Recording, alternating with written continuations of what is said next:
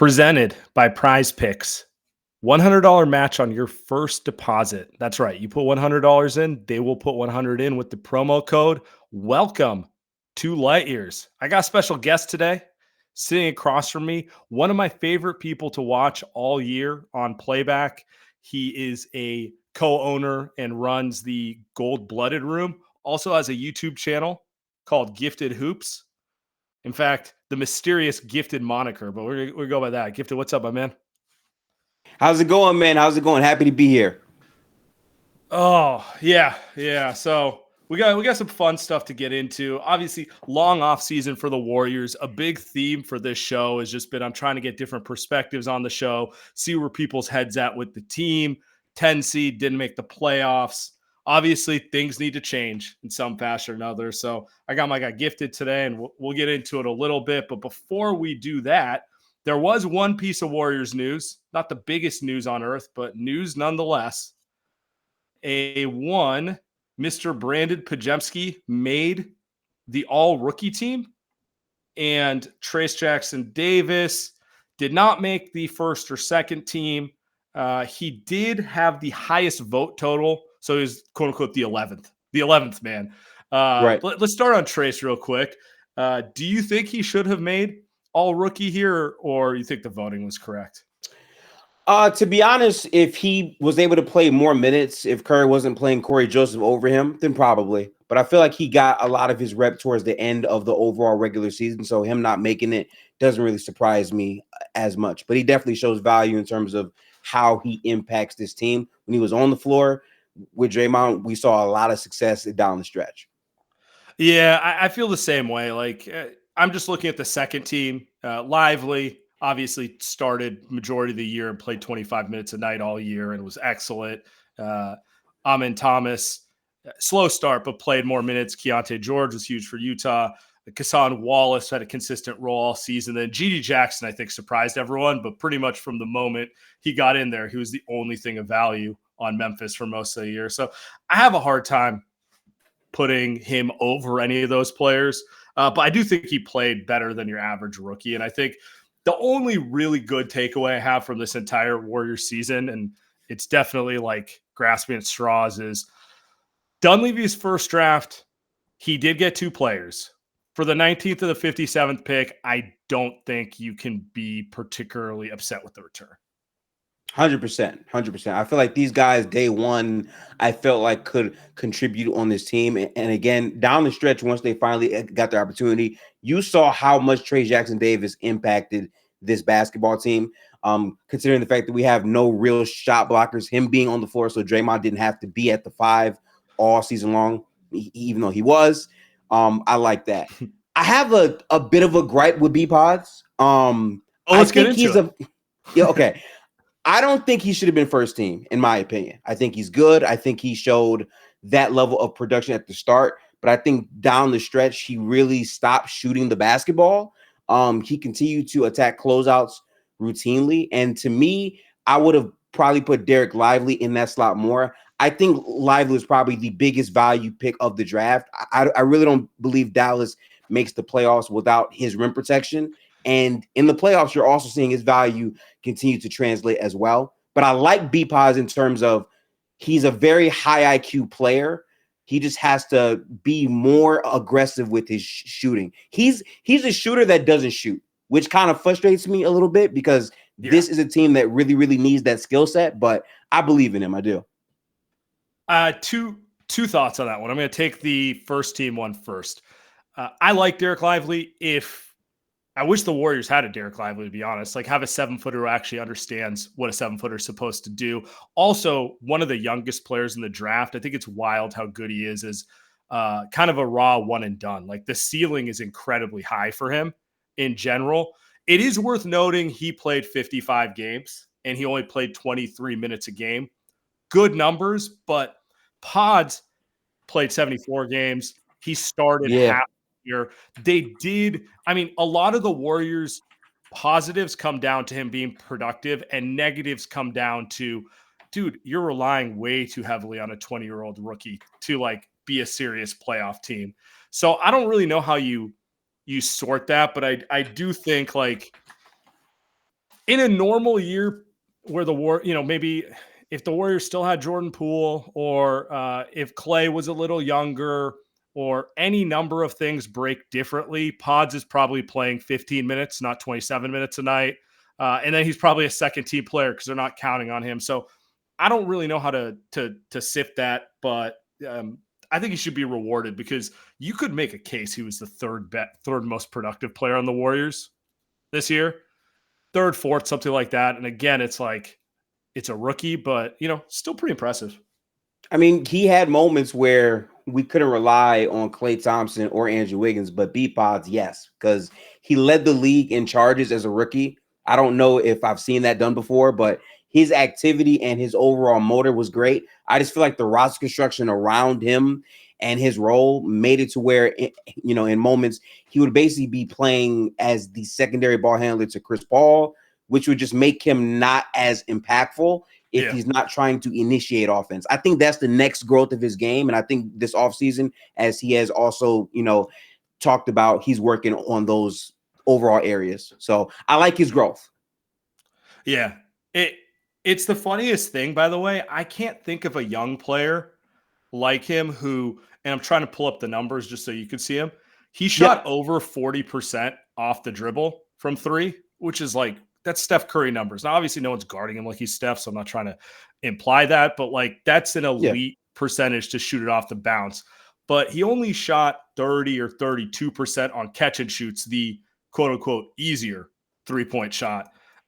Steve Kerr's mentioned it. Like, to me, that's probably the easiest thing for him to get better at. Like, if he just turns into a guy who, I'm wide open, I'm putting it up and it's going in, like that alone will provide a ton of value for this team, because it felt like, unless it was Clay out there, everyone was just kind of playing hot potato trying to get Steph the ball back most of the time. Yeah, and like that's the biggest part about Podz. The fact that he can shoot off the bounce, but his sample is small. I want him to increase that, because he does pretty much everything else. He's a great rebounding guard. He plays very, very up and down. He seeks contact. I just feel like continuing to grow those aspects and increasing his shot aggression is key. And I think a lot of that is impacted on if Chris Paul is going to be on this roster or not, if I'm being honest. I feel very confident Chris Paul will be on this roster next year. I believe that too. Yeah. Yeah. So I guess my question for you on Podz, like, what do you want his role to be next year? What do you want him? Because like, I think he was asked to do too much this year. Definitely asked to do too much for a team who had aspirations to be a serious playoff contender. But where do you see him going next year? I feel like for Podz, the biggest thing is being another initiator in the non-Steph minutes routinely. I feel like we still bleed the most value when he's not there. Playing with Steph, I want him to make sure that he's hunting his shots more. That's my biggest thing, because there are too many moments where the defense wasn't respecting Podz because he would catch it. He would attack a closeout, even though he had the space to shoot. You saw him waver in terms of his confidence on those. But if he comes in just understanding, hey, I've always been a great shooter. In college, I shot 40% from three. In my first year in the NBA off the bounce, I also shot near that. Just understanding how skilled he is as a shooter and leveraging that to improve the other aspects of his game and make his teammates better off of his own gravity would make the entire team better. So that's really what I want more than anything else. Because everything else in terms of passing, in terms of rebounding, he does all those things very, very well. Yeah, and like the other thing I want is them to get someone better than Chris Paul. So it just alleviates pressure off Podz. Like in a perfect world, Podz is your third guard coming in. Someone in the chat says TJ McConnell, kind of funny, but it's like TJ McConnell has the luxury of being the third guard. And when he's going, the Pacers ride him a little more and he gets in there, but if it's not his night, they don't really need him to play all that much. Yeah. In a perfect world, they would find an upgrade to Clay in terms of being that second option around Steph, whether it's a ball handler, whether it's a wing or someone like that. And then Podz can kind of come in as a change of pace guard, close if he's feeling it. And if it's not his night, if he has tired legs, which is like what we saw the last 15, 20 games this season, that's like, it's fine. He's young. You don't need to count on him. Yeah. Yeah, I think that there's still a ton of value that he adds. And honestly, on this team, there's really no real shot creators outside of Steph. Podz has showed, very good signs of doing that. All season long on step backs, he made the majority of those types of shots. I do feel like he has a shot off the bounce, but it's just trusting his work in that more and showcasing that at a larger sample size. I feel like if he's able to do that, it makes us a way more dangerous team. Agreed. Okay. Let's shift back over to Trayce real quick. Okay, so Trayce, I think, had the better second half of the year. Obviously, look, they played really well when he was inserted in the starting lineup, and Draymond didn't have to play center for 48 minutes a game. What are you kind of envisioning his role with this team next year? Like, where do you see that going? Yeah, Trayce's role this season was very up and down. I thought after he performed well versus the Kings in the preseason, I thought he would be like, have at least some type of role, but he caught a lot of DNPs. And then when he finally got rotational minutes, it came randomly in the fourth quarter versus like the Suns. And it's like, okay, can we see him build on that? And then he got more DNPs. And it felt weird because instead of going to the G League to perform and like develop during the season, they just had him traveling with the team on the bench, not really doing anything. But once he actually got like the leash to come into the game again, his shot blocking made this team different. Those lineups with Draymond and Trayce defensively were terrific. The way that he could box out and actually, give this team vertical spacing. For years and years, Golden State has not had bigs who can just dive to the basket and explode and detonate at the rim. Trayce, with his leap and the way that he moves off of his screens, are good. I think for Trayce, the biggest thing I want to see him improve on is actually making contact with his screens. Yeah. Looney's our best screener, but is not a good offensive player. I think Trayce can really fit the best of both worlds. Also, he's more mobile on his feet. With more opportunity next year, that's the biggest growth I want to see from him. See, for me, it's all defense. I feel like he already understands his role offensively. Like, I'm not expecting him to come back with a step back three or like, turn into Jokic in the post or anything like that. Like, he knows his role. He can obviously get better at screening. Good passer, and definitely finishes everything inside. I just feel like understanding rotations defensively, like, I don't want to over-index the play-in game, but he was a mess to start against Sacramento. They're like, we're going to attack the rookie off immediately. Got him in some switches. He was slow. All normal stuff for a rookie. I feel like if the game slows down for him defensively and he's able to switch and call things out a little more, kind of navigate the back line a little better, then it takes him to another level because Draymond does his thing, and like Looney, maybe last year was a bad year for him, but it doesn't look like he's trending in a positive direction career-wise. Yeah. So it's like they need bigs who can first and foremost like do the defensive responsibilities of the position, and he definitely has the tools to. Yeah, it's funny because on Gold Blooded, I think yesterday actually, we watched like older games from this team in 2019, 2020, and like Kevon Looney's not even over 30 and he looks like he's 35 years old. Like he's moving very, very rough out there. Trayce, in terms of the way he moves his feet, and because he's younger, I just feel like he impacts the game vertically more. But I think fundamentally Looney just has certain skills that Trayce needs to still develop. I think he can do it. I think for this offseason, that's going to be a very big focus for him. But I focus on the main things offensively only because when he's on the court with Draymond, they have to try to make that work as great as possible. And there were many times where sometimes he would screen, and because he's so score hungry in a way, he wasn't actually making great contact with the screens, which kind of slowed down the offense a bit more. I really feel like with more opportunity, he'll be able to get all of these areas impacted. Like, people have to understand, he did not have your average season. For half the season, he was basically not playing for Corey Joseph, who was waived at the deadline in a trade we did with the Pacers because he was not an NBA player.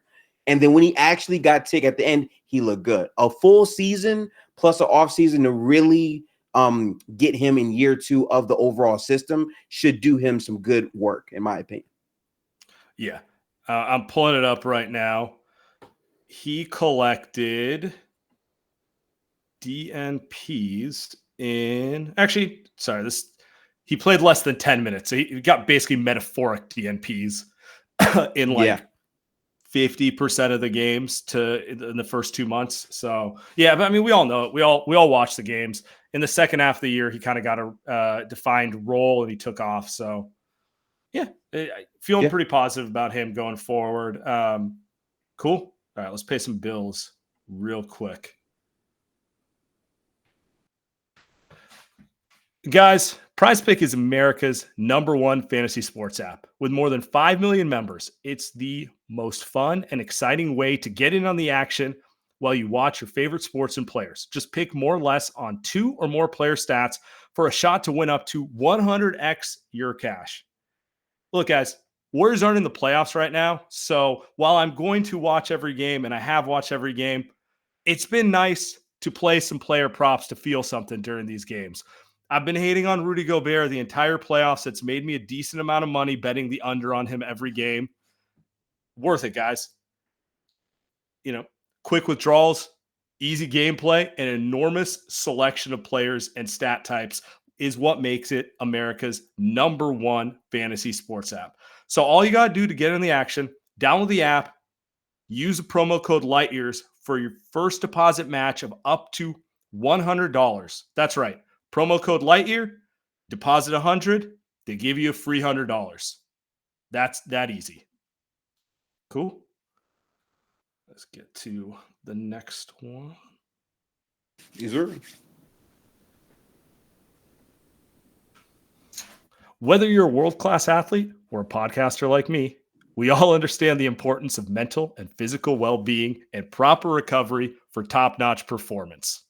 Unified Healing is a new and super innovative global network of wellness centers powered by the Energy Enhancement System, or EES system. If you haven't heard of the EES system yet, you'll want to listen up. This technology promotes wellness, deep relaxation, purification, and rejuvenation. Whether you're here in the Bay Area or the hundreds of other locations across the globe, access to the center is easy and affordable. Interested in experiencing the EES system technology for yourself? Just go to unifiedhealing.com/lightyears to learn more and find a center near you. That's UNIFYD healing.com/lightyears. Okay, let's get to the more controversial ones. I don't even know if they're controversial. Just like, I feel like when rookies contribute, we might disagree with how good we think they're going to be in 5 years, but it's a net win. When you're in year 3, expectations are coming in a little more so. People get all over the place. So let's start with Kuminga.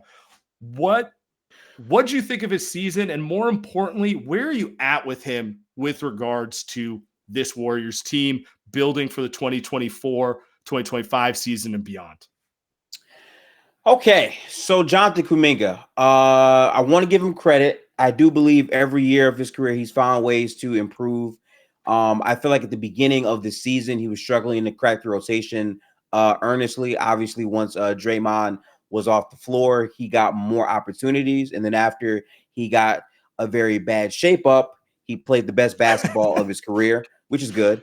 I think Kuminga showed a lot of promise in terms of athletically understanding how to find his feel a bit more, trying to take more of those mid-range types of shots. I still feel like he has a lot of holes in his game offensively. The three-point shot never really developed to where you would like it to get to, but he definitely showed big moments in that. I think defensively, he still had a lot of moments where he was so hungry to like guard the best player that he would get himself in quick foul trouble, which really impacted the team. But defensively, I liked how he impacted the tip-ins with the glass and, you know, showing more effort in those areas. I think that's a very big part of if he's going to be able to play the 4 or not, because we're a very undersized team. So getting those second chance opportunities has always been a staple of our offense. When we don't make shots, we take crazy shots because we can normally get the ball back and put more pressure on defenses. Also in transition for a Golden State team that has so much shooting, I really feel like we weren't able to convert as much in transition. I think Kuminga will continue to help us address that. But in terms of this team, I do not think Kuminga is the end all be all. I have always had the mindset that if it takes Kuminga to get another player who can really move the ceiling for this team, then you make the trade. I've seen some people who are fans of the team say that they don't want to build around Steph Curry anymore and they want to just go with the young talent, which is fine. But I Is it am fine? of, well, sorry, it's fine if you're honest with yourself. If that's the case, trade Steph Curry. Like, don't have your foot in the middle. It's Yeah. either one way or the other. And that's kind of where we are. We're kind of in the middle. So I like Kuminga. I do think he could grow into a productive player for this team. But if it takes packaging him in a deal to get a good player that can raise our chances, then I'm down to trade him, if that's what you're asking me. Yeah. That's not even where I'm going with it. My question, I guess I ask you this. What do you think is more important for him next year? To improve his shot or to improve his defense? Because no matter what you think of him, he brings a level of athleticism and just ability to get downhill that this team is sorely missing. No one So has it on this team. Yeah. no one has it on this team. So it's like you want to make it work because he has elements of what you need to kind of take advantage of the attention and the gravity that Steph pulls and everything. But he also has holes, like you're saying. So that's a good question. Shot or defense? I find this to be a very good question because defensively, I feel like that really impacted a lot of his minutes for Steve Kerr's mind. We saw moments where he looked great and we saw other moments where he wasn't as consistent. But I kind of feel like offensively, if he could be a respected shooter, that would make the Draymond and Kuminga lineups a lot more feasible. Because there were so many moments where you couldn't play Draymond, Trayce, and Kuminga because all three of them were not getting any respect from the defense at all. And we know how 50-50 Klay Thompson was as a shooter himself. So to me, the shot would be the main area. I still want his defense to grow as well. But if he is able to really be a respected shooter to where, okay, we're not going to like sag off of him. We have to respect the shot. I think a lot of his game would really open up with that. Yeah. By the way, we'll get to callers after we get through all the players for everyone who wants to join in. I agree. I think the shot's the bigger deal because Steve has said it both bluntly and indirectly. Like, he can't play the three and then we play Draymond and a big if no one's going to guard him on the perimeter. So that's why they always play small ball lineups with him at the 4. Obviously, offensively, it's really hard to stop Draymond at the 5 and Kuminga at the 4. But I feel like a lot of his defensive issues are you're asking him in that construct to be like Prime Iguodala or something to that effect. And he's not, clearly, But like that's also just an unrealistic ask at any point. If he could shoot, they could get a center in there, whether it's Trayce or someone else. That'll help his defense, less responsibility. I made the joke about Rudy Gobert, but like if you're able to put a rim protector behind him and his responsibility is just to stick to his man, probably less of an issue than if you're asking him to have the awareness to understand how to switch and to do it with no help at any time. So I keep coming back to the shot and like, I don't know. I don't buy that the shot's going to come in one summer. There's not really evidence that suggests because it's not that he can't shoot the ball. He's so hesitant to shoot the ball. That's what it is. Yeah. And I can't really think of a guy who was that hesitant. And then in one summer it came. Like usually it's guys like Jimmy Butler where he developed a mid-range game and like, yeah, he'll get hot every now and then and take a couple heat check threes, but he's not a 3-point shooter.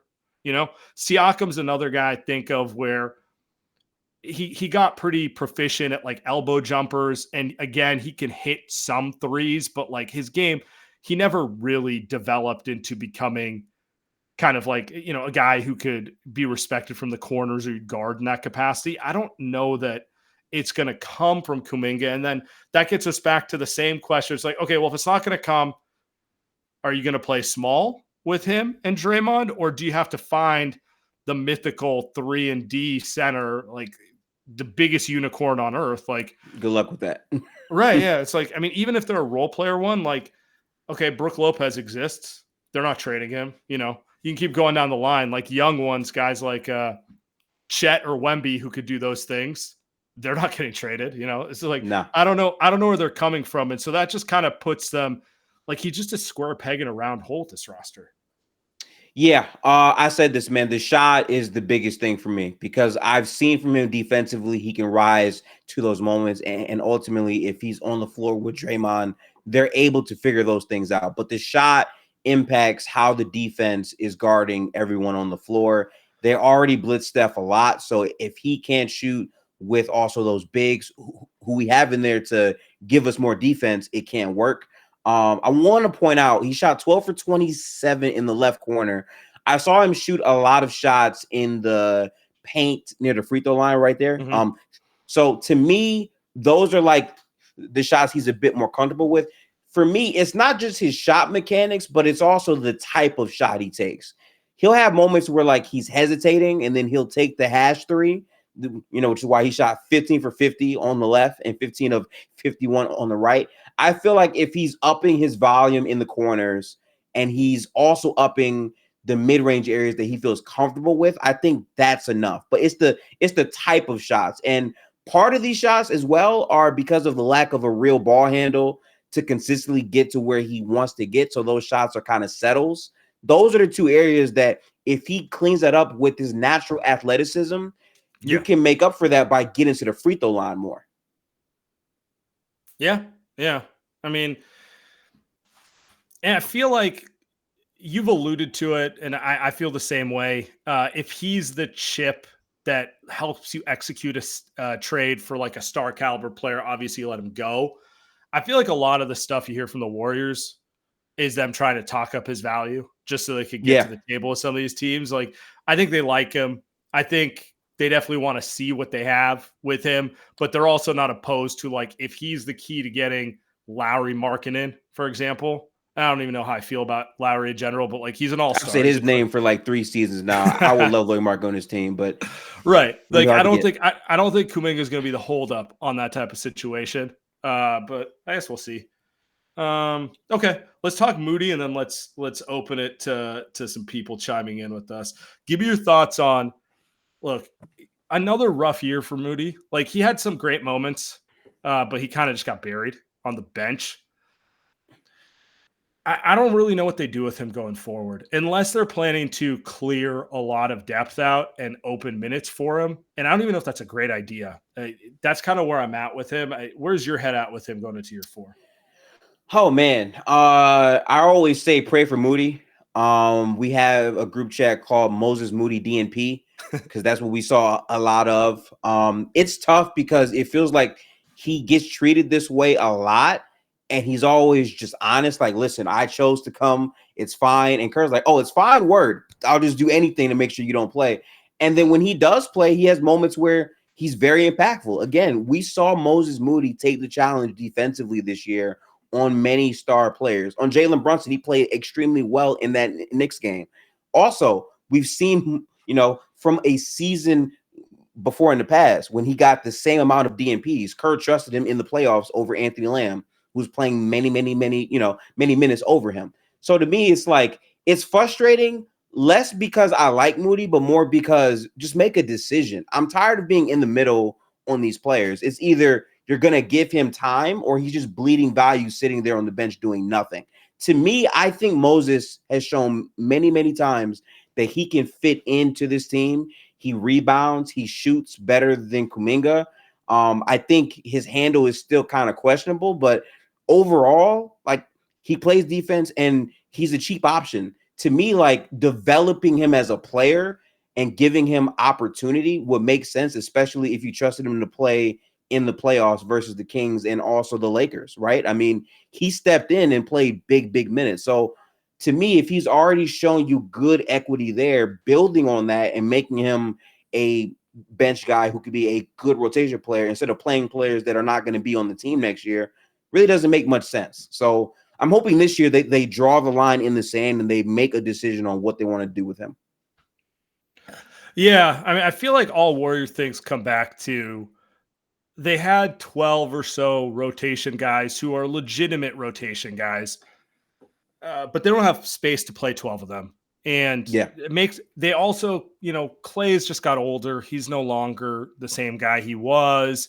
Draymond's also got a little older, less so than Clay. I mean, he also hasn't blown out both of his legs in different ways. So to be expected, like they need to consolidate some of that depth and kind of add some high end talent to this team more than anything. And Moody is kind of like the perfect example of it because there are playoff teams where he would play 20 minutes. You don't think the Denver Nuggets could have used Moses Moody?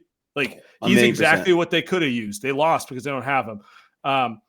Minnesota only plays 7 players. They could have probably thrown him out there as their 8th guy in the rotation they want to do. They obviously don't have as dire a situation as Denver.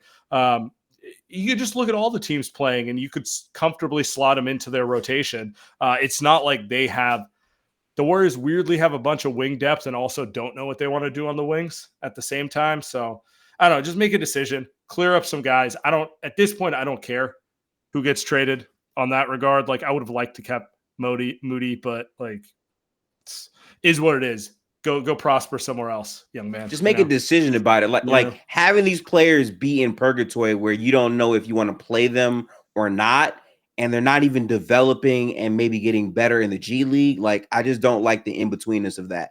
To me, that's not good asset management if you don't, develop them to raise their value to then trade them or trusting them to develop and actually play minutes. You got to make a choice. For sure. All right, so let's talk about it. So they got a bunch of depth. I think all the young guys, to varying degrees, are positives. They all have different levels of value. What do you actually want to add to the Warriors? Like, give me a player, give me an archetype, give me something you're looking to add to this team that you think would make a tangible difference. That would get them.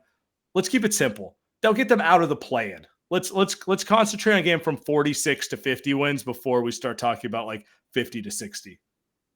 Well, in an ideal world, what I want to add to this roster is shot creation that can rebound and play defense. I think that matters a lot. I'm tired of us going into multiple matchups where we not only lack the size in spots, but the defense isn't there, and we don't have a consistent guy who can get good offense or make other players around him better. There's a couple players that can fit that overall mold. I'm a fan of him. I did say his name earlier. To me, Lauri Markannen is a guy that really fits that in terms of his volume, overall shooting, his defense, and how he can fit on this team. But the problem is the assets that we have to go get a guy like that where other teams can just outbid you. It's rough because for this Warriors team, a lot of those players like the Paul Georges, the Lauri Markkannens, all those types of guys, they're in situations where they're either going to stay on the team that they're currently on, or if they are on the market, Golden State is going to get outbidded because all we really have to play with in terms of overall salary would be Chris Paul's contract, which is probably going to get waived if we don't do anything with it. Then you also have, I would say, Andrew Wiggins, $26.8, I believe, $1 million. Yeah. 3 years. Contract. 3 years at that figure. Yeah. Yeah. Which I'm fine to trade Andrew Wiggins. I think he's a very up and down player. I think he can show real value, but last year he bled a lot of it out. And I just feel like if you can get a player like Lauri, I'm not really going to think twice about it. But it's just hard to get an archetype like that. I feel like for this team, not having a reliable second option scorer puts so much pressure on Steph to have to carry the load. And for a lot of this season to floor raise this team, Steph had to play a lot more off ball because these players simply could not create their own shots or create their own overall offense without Steph. So getting that type of overall guy who can shoot, who can also post up, who can pass, who can block shots around the rim, and perfectly slot in with Draymond, to me, makes a ton of sense if you could get it hypothetically. Would you be comfortable giving up both Kuminga and Podziemski? Because those are your 2 best young players in whatever order in the eye of the beholder. And throwing in future draft picks. Like that's that's probably as good as the Warriors can do in terms of an offer. Like that's putting the chips on the table. So that would be the 28 first round pick, the 31st round pick. 26 and 28, to be clear. Got it. Yeah. Got it. So that would be 26-28 with Podz and Kuminga for Lauri Markanen. Yeah, and then you'd have to probably throw in Looney or GP2 to get a salary match, but that's less of a concern at this point. So then the team would be Steph, Clay, Draymond, Lauri Markanen, and then you'd have to basically fill in around the edges. Me personally, if I were to pull the trigger on this deal, I would really do everything in my power to get Najee Marshall. He is a guy that is coming off of the books. He's a good player, 6'6", wing who can shoot, play defense, pass. He was the glue piece for that team the entire season. But I'm only doing that if I know that I can bridge the other fences there together. Also trading all those players would clear up space to get more players opportunity. Then Moody would probably see a uptick in his minutes, considering they probably wouldn't want him. But it would have to be in that type of scenario. If I'm not sure that I can do that, I probably wouldn't try to do that deal realistically. Yeah, I'm pulling it together just to make sure that I am correct. And yeah, that's what it would be. I mean, the thing about Lauri is he makes nothing next year. He makes $18 million. Obviously, you're trading him with the goal of re-signing him. And his next contract will be it'll be whatever, like max or near max money. So it'll be 40 plus in his range. Yeah, it's an interesting point. Like you do this. Okay. You've lost Kuminga, you've lost Podz, you've lost Looney, although Looney might have lost his job anyway. Yeah, Trayce is the Looney replacement in my mind. Yeah, so you start probably Lauri and Draymond together. Perfect fit in the front court offensively. Lauri would need to get a little better defensively, but I think it's possible with Draymond. He's at least big enough to, and he's not stiff by any means. And he has a history of dialing in on that. The Cavs ran their 3 big lineup with him, and they had the top 2 defense in the league that year. I do feel like with Draymond Green, with his size, he can definitely fit back into that mold. You would need to, let's see, your starting wings, assuming no other moves are just off this. You got Wiggins. Maybe you put Moody at the 2. Maybe you put, maybe you re-sign Clay. You bring him back. I mean, Clay, Lauri, and Steph, that's a lot of shooting. It's better than what they had this year. They would need to add ball handling because Chris Paul's gone anyway. And Podz, who is going to be your secondary ball handler, is gone. So they'd need to find a guard or ideally a wing who could initiate some offense. They would have the Chris Paul contract to play with, though, just thinking about it, because they would. Lowry's like the one star player that does not require Wiggins or Chris Paul's contract to get it done because he makes so little. So if you're able to execute this, you could theoretically use Chris Paul's expiring contract to go with something else. The problem is you've given up all your assets to do so. You have nothing left at that point. This would be your final shot here if you didn't move like this. I mean, someone would have to just be like, dude, I just want off the money. You could take this guy. We'll take Chris Paul's 1 year expiring and we'll be out of his contract. I can't really think of who that would be. Like Levine comes to mind. Maybe they do that. I don't know if the Warriors are into eating all that money, but yeah, it does put other holes in the roster. I still think you have to do it because the other aspect of something like this is Lowry's 26. He'll be 27 next season. At the time that these picks convey, he'll be 29 and 31, which is to say, if he's as good as you think he is, you're probably not bottoming out. Like, you don't get the worst case scenario of like, fuck, we traded the number 2 overall pick, or we gave it away and it turned into that. Yeah, I'm into it. I think he's the best possible option. Let me ask you another name that just came to my mind. Sure. They just got eliminated. There's some talk that they might want to shake up their team since they only lost the second round. MPJ? Yeah. I knew it. Oh, man. I got to be so honest with you, man. I'm not high on him, and it's not because of his skill set. He's a great player. But fundamentally, he's making $40 million. And I think for this Warriors team, I don't want them to have big salary unless it's a player that I know I can trust. I feel like MPJ... Yeah, right. I feel like he's mainly a shooter for Denver. Gordon has really become their third overall best player, sometimes even their second best player. And I feel like the injury concerns with him as well, it just feels like a death trap to, go all in on a player like MPJ.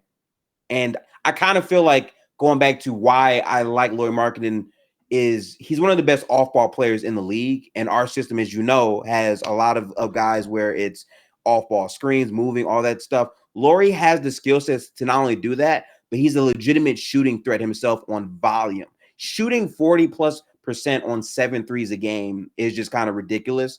And that's what he can do. So that's why I like that. But you have to be ready to go for those marginal pieces. Again, as you said, we have no backup guard, and that matters. You need a guard. Yeah, Steph's 36. He was overtaxed with the backup guards they have. Obviously, you'd have to address that immediately if you made that move. I want to go back on MPJ, though, because I kind of feel like MPJ is a little undervalued because he's the third option. Everything in Denver's system revolves around Jokic, rightfully so.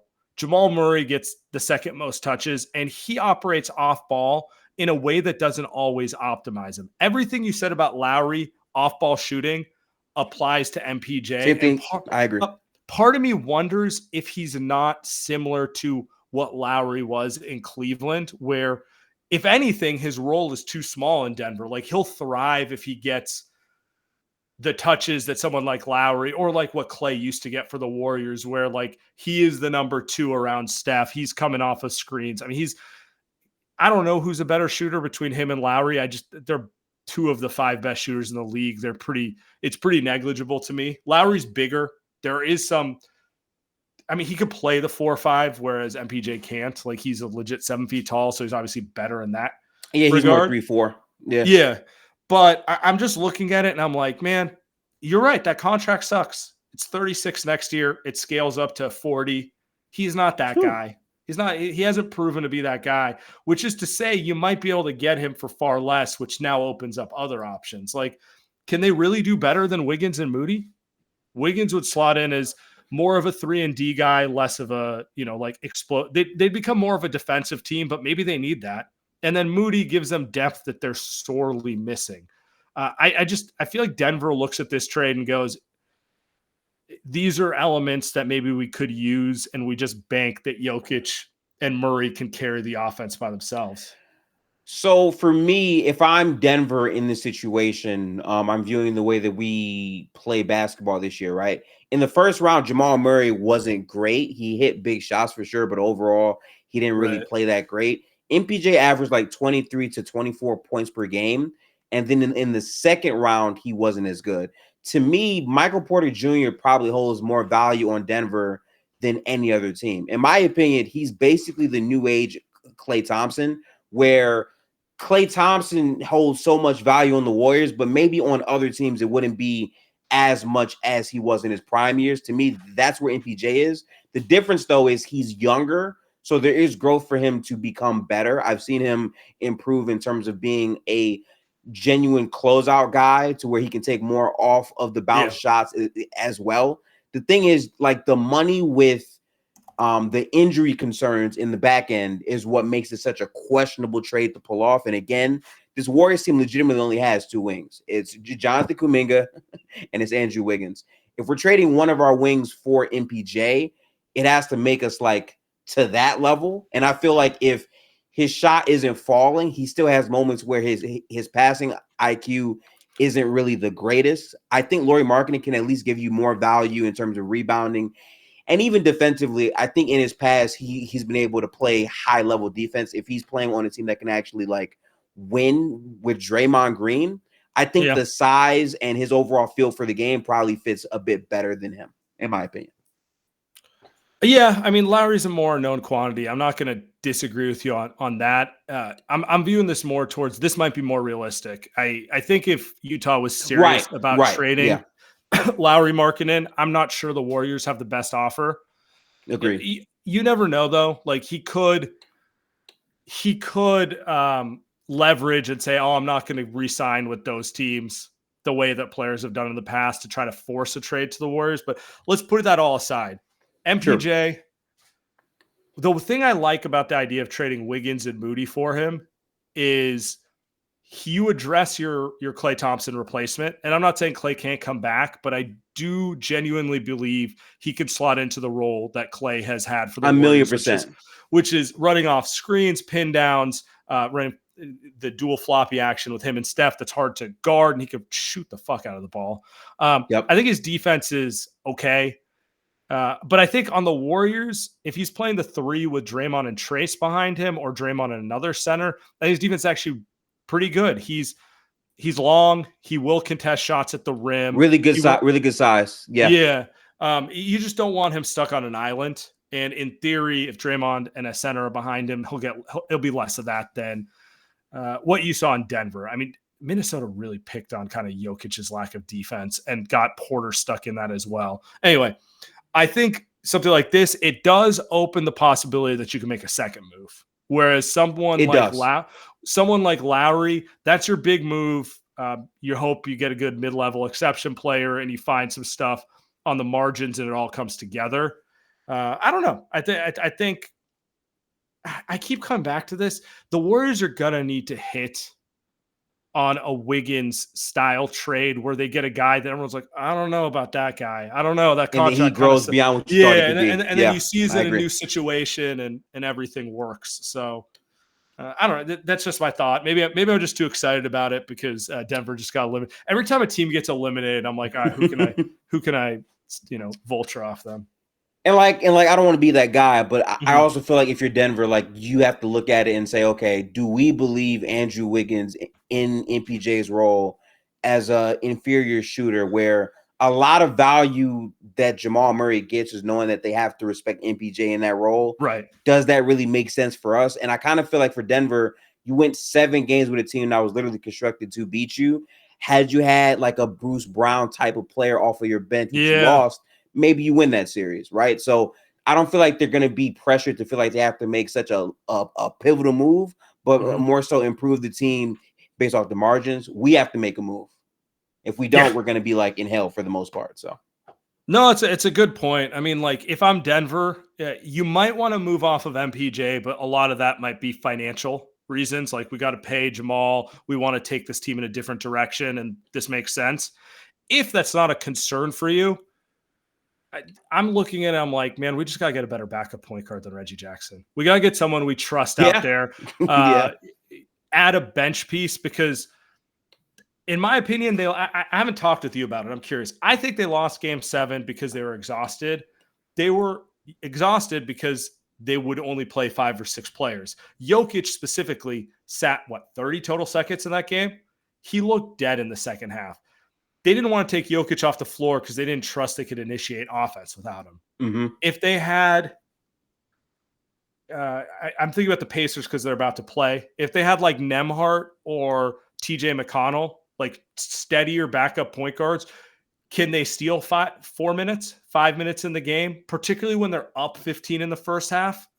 If they do that, does Jokic have better legs? Does that come into play when Minnesota's given kind of their final punch in the third quarter? Like a lot of this comes down to like, man, if you just had someone you could trust to play 15 minutes off the bench, none of this is a conversation.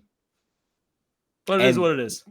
That's the tough part about them, man. Like the depth, they thought that Peyton Watson was going to be that guy for them. And unfortunately, DNPs. No, yeah. I mean, they're the Warriors 2 timeline brothers here. We're just anyway, Gift, I appreciate you. I say we get out of here. Plug where people can find your stuff. Absolutely. So first off, I'm a part of Gold Blooded. We watch everything Warriors basketball related, but we also love the NBA. So we recently have been going live for pretty much all of the playoff games. During the offseason, we are going to be discussing a lot of things in terms of what this Golden State team has to do. So on Playback, we have our own channel. Again, playback.tv/goldblooded. Make sure to go tap in there. We have a lot of funny moments. We watch a ton of basketball and even WNBA when that, reaches its time, here on the platform. So definitely go tap in there. It's me and my co-host, Double D Worth Denver and KB Noseball KB. We're going to be very, very active this offseason and for the upcoming NBA season after the playoffs conclude. In terms of myself, I make content on NBA basketball. I do this all the time in terms of film breakdowns, game recaps, all those things. I do that on my YouTube channel, which is Gifted Hoops. So that's everything gifted for you right there. Awesome, man. All right. Get out of here. Everyone have a great day. Peace out, people.